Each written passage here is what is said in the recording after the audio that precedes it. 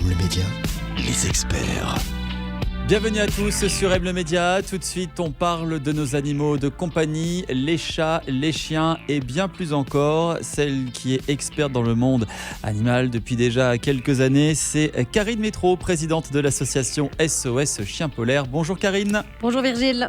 Alors on va aborder aujourd'hui le sujet de l'importation illégale d'animaux. Il est important de rappeler plusieurs règles. Tout d'abord, pourquoi l'importation illégale d'animaux est-elle un vrai risque pour la santé publique, Karine ? Alors déjà parce que s'il y a des lois, c'est pas pour rien. Si on doit faire attention quand on apporte un animal et qu'on ne doit pas le planquer au fin fond de sa valise, c'est parce qu'il peut amener par exemple la rage. La rage, il ne faut pas oublier que c'est quelque chose qu'on a pu éradiquer en Suisse, mais apparemment il y a quand même des cas qui sont revenus à cause des importations illégales.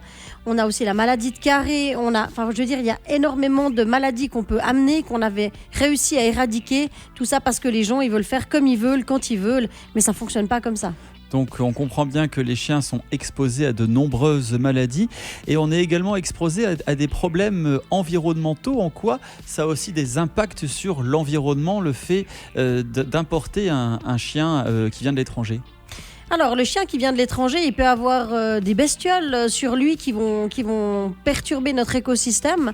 Et puis, du coup, ça va mettre un terrible chenil chez nous. Ça va jusque-là, alors ? Ah ouais. Faut pas oublier que l'animal, il est porteur de plein de choses, surtout avec ses poils.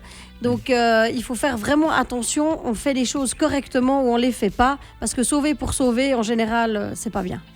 On fait cela avant tout pour raisons financières, ça coûte moins cher, concrètement ? Alors, j'imagine que c'est aussi pour raisons financières. J'imagine aussi qu'il y a des gens qui font ça avec le cœur en se disant « Voilà, cet animal, il était voué à mourir, je l'ai sauvé, mais est-ce que ça vaut la peine de le sauver pour qu'arrivé en Suisse, on ne fasse pas les choses correctement ?» Qu'il soit euthanasié Qu'il se retrouve en quarantaine si tout va bien dans une structure où il aura des gens compétents pour s'occuper de lui, ou alors, comme vous dites, euthanasié.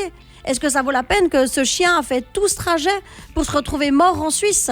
Avec tout le drame que ça fait, avec toutes les maladies, tout ce qu'il a pu amener. Contre ce pauvre chien, lui, si ça se trouve, c'était un chien des rues qui allait très bien, qui était nourri par la voisine, et puis où tout se passait bien pour lui. Parce qu'il y a aussi des communautés d'animaux sauvages qui vivent très bien, qui sont soutenus par certains villageois.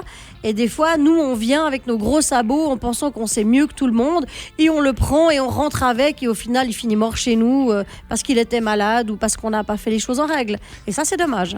Quelles sont les mesures prises dans ce sens pour éviter justement le trafic d'animaux ? Il y a de la prévention. Je pense qu'il n'y en a pas énormément et qu'il faudrait encore plus. Ça passe à la radio, à la télévision d'ailleurs, des messages assez choquants d'ailleurs. Oui, il y a la SVPA qui faisait en tout cas un message assez choquant et je trouve très bien. Le but c'est de faire réagir de toute façon. C'est ça, on est obligé de faire réagir les gens. On voit que quand on leur explique gentiment les choses, ça passe pas. Ça passe pas, il y a un petit bug, on voit que ça rentre d'un côté, ça ressort de l'autre. Ça rentre d'un côté, ça ressort de l'autre et c'est pas ce qu'on veut. Nous, on veut vraiment que ça percute. Donc ça, c'était très bien. Et le problème des contrôles, c'est que j'imagine bien qu'aux douanes, ils ne peuvent pas fouiller toutes les voitures de fond en comble.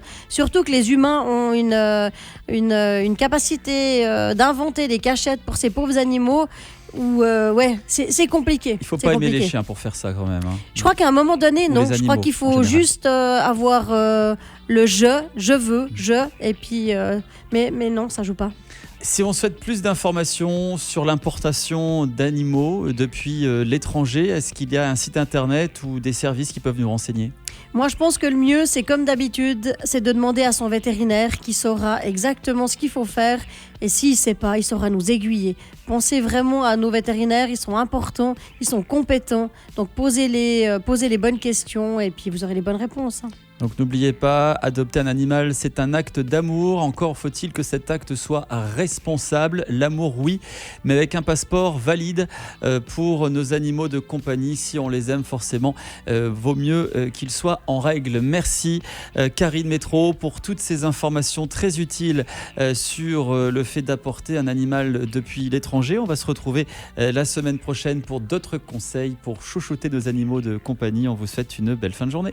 Merci pareil, belle journée.